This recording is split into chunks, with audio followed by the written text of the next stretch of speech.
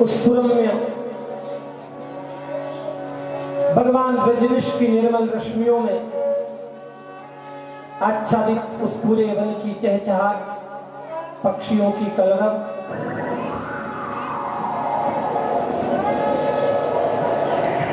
और मंद मंद ध्वनि से वेणु को बजा रहे हैं।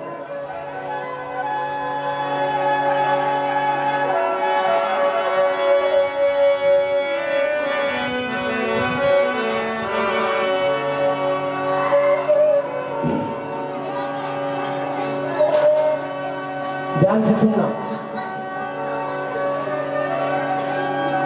प्रभु ने वेणु का निनाद किया। भगवान चंद्र की रोशनी में पूर्णिमा की रात्रि 84 कोस ब्रज में जितनी भी गोपियां हैं उन तक वो ध्वनि पहुंची। उस ध्वनि को भगवान की उस मधुर वेणुनाद को सबने सुना। जो गोपी जो कार्य कर रही थी वह कार्य वहीं छोड़कर भाग के चली आई। कोई रोटी बना रही है तो रोटी बनाते बनाते आधा काम छोड़कर चली आई। कोई आंखों में काजल लगा रही थी, एक आंख में लगाया दूसरी आंख में नहीं लगा। कोई बच्चे को पन्ना सुला रही है लेकिन मन से वहां भगवान के पास पहुंच गई।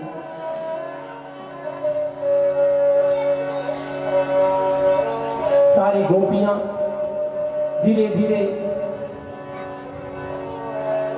उस आकर्षित वेणुनाद में बहती चली गई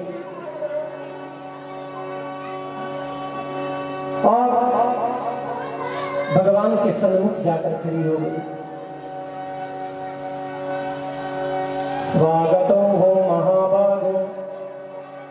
भगवान ने सबका स्वागत किया। आओ देवियों,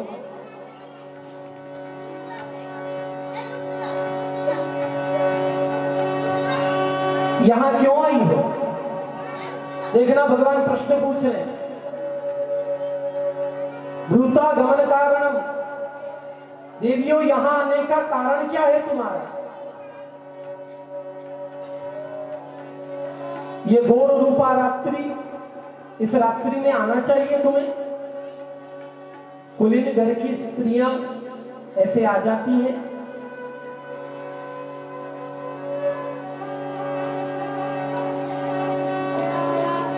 सारी गोपियां ऐसे जमीन पर अंगूठे के नख से मिट्टी हटा रही है, सबकी गर्दन नीचे, और भगवान उपदेश कर रहे हैं। तुम्हें नहीं आना चाहिए, जाओ, चली जाओ।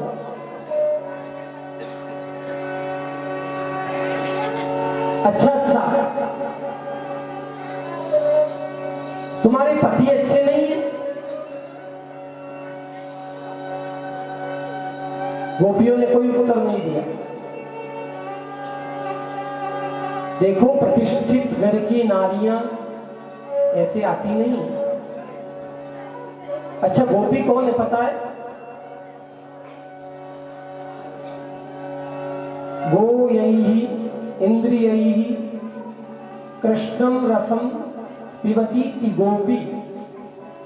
जो अपने प्रत्येक इंद्रियों से कृष्ण रस का पान करे वही गोपी है। और ये कोई साधारण स्त्रियां नहीं है, ये वेद के साक्षात मंत्र मूर्तिमान स्वरूप बनाकर गोपी रूप में ब्रज में है।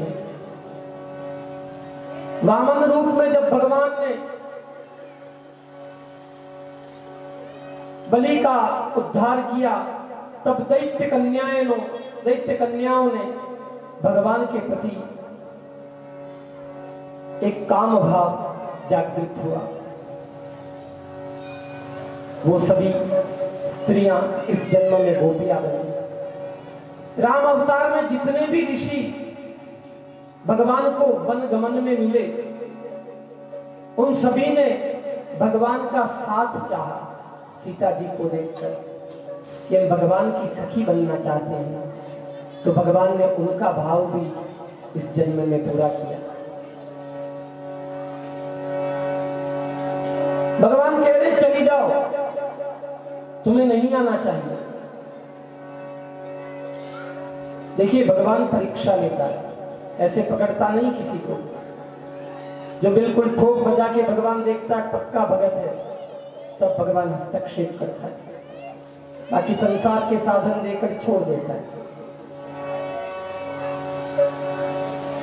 अगर देवियों तुम्हें समझ में नहीं आती है तो मैं पतिव्रता की परिभाषा बताता हूं,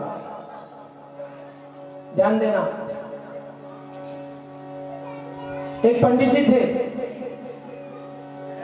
उनकी पत्नी और एक छोटा बच्चा 1 साल का। पंडित जी बेचारे दिन भर से थके हारे घर पर लौटे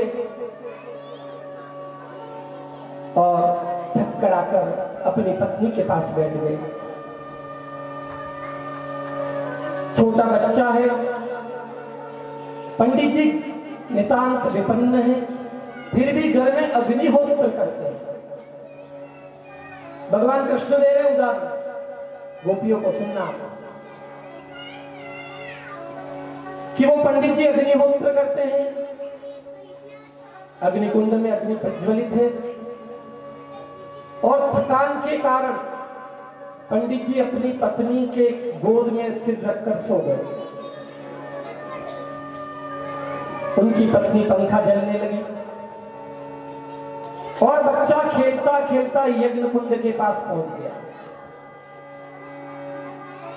और पहुंच क्या गया, वो तो गिर गया अग्निकुंड में। उस ब्राह्मण पत्नी ने सोचा अगर मैं खड़ी हो जाती हूं तो मेरे पति की सेवा छूट जाती है, मेरे पति की नींद भंग हो जाती है। उसने कहा प्रभु जैसा भी करे, अपने पति की सेवा को भंग नहीं किया। और 1.5 घंटे बाद उसके पति की नींद खुली। फटाफट उठकर जाकर उसने अग्निकुंड में देखा, उस अग्नि प्रज्वलित अग्नि के बीच वो छोटा सा बाल किलोल रहा था। ये पतिव्रता का उदाहरण है, जो निष्ठा से पति धर्म का पालन करती हैं, उन स्त्रियों को तो देवता भी प्रणाम करते हैं। और जो पुरुष एक पत्नी व्रत धारण करते हैं, पत्नी व्रता होते हैं, वो ब्रह्मचारी की श्रेणी में ही आते हैं। और उनके लिए उनकी गृहस्थी ही सबसे बड़ा धर्म होता है।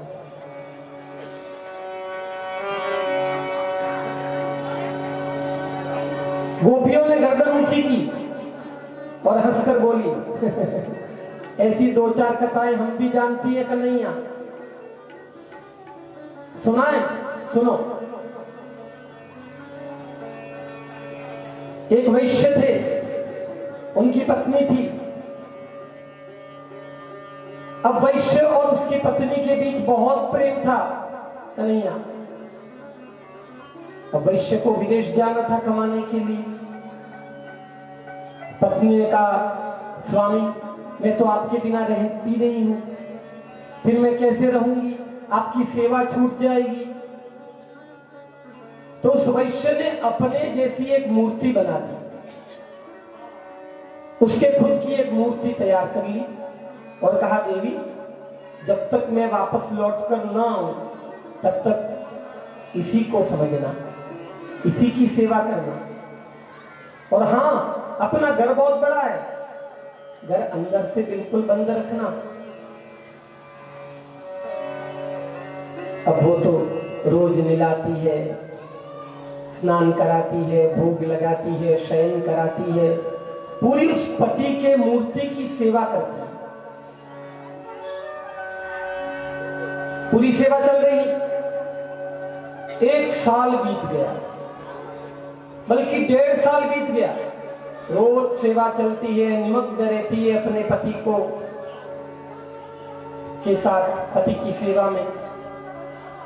लेकिन आज अचानक पतिदेव आ गए और वो पूजा कर रही है। वो तो भीतर घंटी बजा रही है, भोग लगा रही है अपने पत्थर की जो पतिदेव हैं उनको, जो माटी के बने हुए हैं। और बाहर वो असली के पतिदेव आ गए, कब से दरवाजे की कुंडी बजा रहे हैं, लेकिन वो तो सुनती ही नहीं। सुनाई दिया तो सोच रही, अरे कौन आ गया, मेरे पति की सेवा छूट जाएगी। अब पतिदेव 2 घंटे तक बाहर खड़े रहे, तो बताओ कन्हैया, ऐसी स्थिति में उस स्त्री को क्या करना चाहिए। मेरे गोविंद ने कहा, कर लो बात। जब असली का पति आ गया तो मिट्टी के पति की पूजा करने की कहां जरूरत है। तो गोपिया बोली, वारे मेरे नंदलाल, आपने अपने श्रीमुख से खुद न्याय कर दिया। अरे महाराज, जब हमारा मिट्टी का पति की पूजा हमने कर ली और जब हमें पति परमेश्वर मिल गया, तो मिट्टी के पति के पास जाने की कहां जरूरत है। भगवान ने बहुत प्रसन्नता व्यक्त की और देवियों के साथ रास किया। हम 2 पंक्तियां रास की गाकर फिर एक राधा रानी के भक्त हमारे बीच में पधारे हैं, जय सिंह जी, उनसे भी राधा रानी का सुंदर एक रास का भजन भी सुनेंगे। मैं तेरी बंसी पे जाऊं बलिहारी रसिया, मैं तो नाचूंगी तेरे नाचूंगी तेरे दरबार रसिया, मैं तो नाचूंगी तेरे दरबार रसिया। तेरी बंसी पे जाऊं बलिहारी रसिया, दरबार रसिया, मैं तो नाचूंगी तेरे दरबार रसिया। नई गोप की नई नवेली, नई गोप की नई नवेली, नई गोप की नई नवेली, नई गोप की नई नवेली। मैं तो करने को आई श्रृंगार रसिया, मैं तो नाचूंगी दरबार रसिया, मैं तो नार रसिया, मैं तो नाचूंगी दरबार रसिया, ओ मैं तो नाचूंगी तेरे दरबार रसिया।